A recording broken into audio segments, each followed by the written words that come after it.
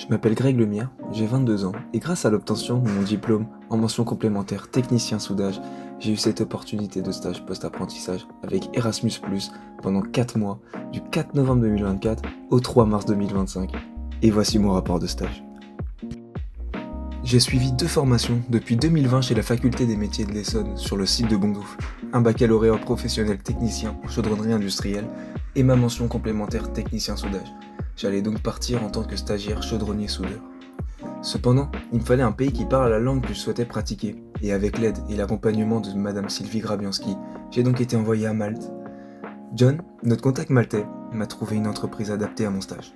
MMH, ou Mediterranean Maritime Hub, un chantier naval, non loin de La Valette, la capitale de Malte.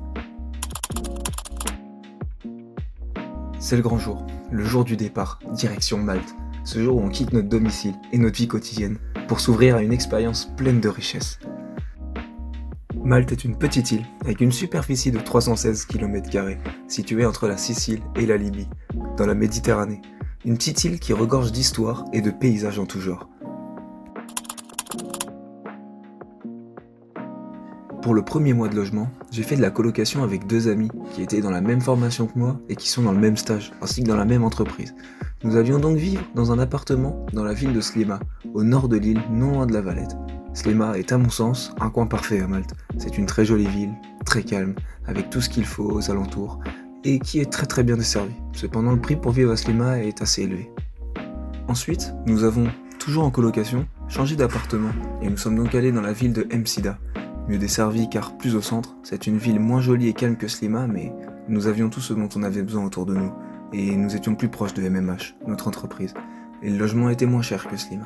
Malheureusement, dans tous les cas, Malte est une ville où le coût de la vie est élevé, que ce soit pour se loger, se nourrir ou bien sortir, faudra prévoir un bon petit budget. Maintenant installé, allons découvrir la compagnie qui m'a accompagné dans cette expérience. MMH, l'entreprise qui m'a accueilli pour mon stage. Un énorme chantier naval, accueillant des centaines de bateaux, spécialisés dans la réparation et l'amélioration de tout type de navires. La majorité des navires viennent pour un entretien normal, comme le carénage qui consiste à poncer la coque pour retirer des algues et repérer éventuellement des points de rouille et ensuite refaire une peinture derrière.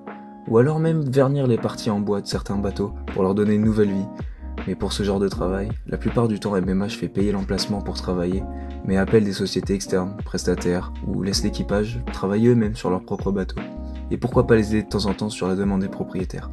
Cependant, certains navires viennent souvent pour des problèmes un peu plus délicats, comme des moteurs HS, des coques rouillées ou des tuyauteries défectueuses à refaire ou à ressouder, et bien d'autres anomalies, aussi parfois impressionnantes soient-elles, et c'est là que MMH et son équipe de métalliers interviennent, et que j'ai pu rejoindre pendant 4 mois. Pendant ces 4 mois de stage, j'ai eu la chance de voir différents travaux à faire, qui résument plutôt bien leurs tâches en général. Par exemple, à mon arrivée, un bateau qui était déjà présent depuis 1 an et demi sur le site de MMH avait une partie rouillée qui venait juste d'être décelée. J'ai donc participé au changement de cette partie-là, découpe de toute la zone, puis préparation des nouvelles pièces et ensuite installation de ces nouvelles pièces sur le bateau. Un chantier très intéressant qui représente la majorité des problèmes rencontrés. Surtout lorsque ce problème de rouille arrive de manière plus importante, comme sur un mât de bateau par exemple, où j'ai pu couper une partie rouillée pour qu'elle puisse être refaite. Mais c'était un mât de bateau envahi par la rouille, que le propriétaire voulait pas changer, il préférait refaire une partie, plutôt qu'en en racheter un. Mais le plus impressionnant à mon avis, c'était de voir tous ces bateaux qui venaient pour un problème moteur. Mais pour extraire leur moteur, il fallait faire des trous au chalumeau dans la coque de ces bateaux, pour pouvoir en mettre un nouveau, voire simplement les réparer. Par exemple, un bateau offshore avait un moteur en panne, et MMH a dû faire 4 trous d'environ 2 mètres par 2 mètres dans le bateau. J'ai eu la possibilité de travailler sur ce projet pour refermer ces trous après l'arrivée du moteur réparé. Participer à ces chantiers me faisait découvrir de nouvelles façons de travailler, tout en apprenant du vocabulaire en anglais.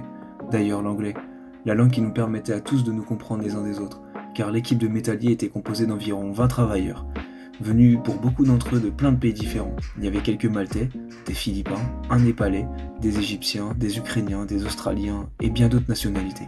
Alors grâce à l'anglais, tout le monde pouvait se comprendre, offrant ainsi une ambiance de travail des plus hors du commun. Malte regorge d'histoires intéressantes et de choses à faire. Alors pas de perte de temps, 4 mois c'est rapide, il faut explorer et profiter. Pour la semaine, après le travail à Msida, il y a un super et énorme skatepark. C'était le moment propice pour apprendre, alors je me suis acheté ma planche, et très souvent après le travail, réunion au skatepark avec les amis, les collègues, et pas mal de gens rencontrés là-bas. Pour le week-end, il y a de nombreux musées d'ouverts, exposant de nombreux événements arrivés à Malte. Il y a aussi quelques sites archéologiques très anciens et mystérieux. Notre île possède pas mal de jolis panoramas, des falaises, des villages typiques aux villes modernes, des littoraux, y compris Gozo, Comino, 2 îles collées à Malte, qu'il faut visiter lors d'un séjour à Malte. Alors les randonnées, c'est vraiment très intéressant là-bas. Malte est une île sportive. Il y a quelques sports à pratiquer. Pour ma part, j'ai pu y faire quelques plongées en bouteille, où j'ai pu y voir une épave à 20 mètres de profondeur. C'était incroyable. Je n'ai pas essayé, mais c'est possible de faire du football, du surf, du running, kayak, plein d'activités.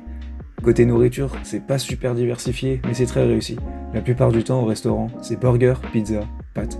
Mais j'ai jamais été déçu, très loin de là. Il y a vraiment pas de spécialité maltaise, mais ils ont des pasticceria qui sont absolument essayés où ils y vendent pour bas prix des aliments propres à eux, comme les pasticci ou les ftira par exemple. Par rapport au déplacement sur l'île, avoir une voiture, à mon avis, ça sert à rien. Il y a déjà trop de voitures et d'embouteillages à Malte. Surtout que les transports en commun sont très efficaces. Et au pire, on peut louer des Bolt, c'est rapide et le prix est dérisoire. Erasmus était sûrement la plus belle expérience de toute ma vie. Je suis super content de mes progrès en anglais et j'ai vu des choses dingues en entreprise. J'ai fait des rencontres qui vont me marquer et la vie à Malte est paisible, avec des gens qui viennent littéralement de partout. Il y a rarement de problèmes ou de conflits et ça, c'est pas négligeable. Sur le point professionnel, ce stage Erasmus m'a fait découvrir de nouvelles voies possibles en tant que chaudronnier et soudeur, que j'aimerais vraiment expérimenter comme le milieu offshore par exemple, et je dirais pas non à continuer de travailler dans un milieu anglophone. Par rapport à la préparation au voyage, j'ai bien été préparé en amont, bien renseigné grâce à Madame Sylvie Grabianski et notre contact John. John m'a trouvé une super compagnie, chez qui j'ai été super bien accueilli et où mon stage s'est passé sans encombre. Un stage Erasmus, c'est une expérience que je recommande fortement à toute personne qui veut l'apprendre et s'enrichir culturellement, ainsi que de faire des rencontres inoubliables. Alors n'ayez pas peur et foncez.